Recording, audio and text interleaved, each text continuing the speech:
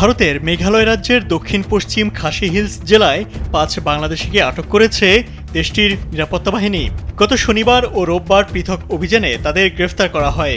আটককৃতদের বিরুদ্ধে অভিযোগ, ভারতীয় এক নাগরিককে তারা অপহরণ ও হত্যার চেষ্টা চালিয়েছিলেন। স্থানীয় গণমাধ্যমগুলো জানিয়েছে, আটক ব্যক্তিদের মধ্যে ৩ জন নিজেদের আওয়ামী লীগ কর্মী এবং একজন নিজেকে বাংলাদেশ পুলিশের সদস্য হিসেবে দাবি করেছেন।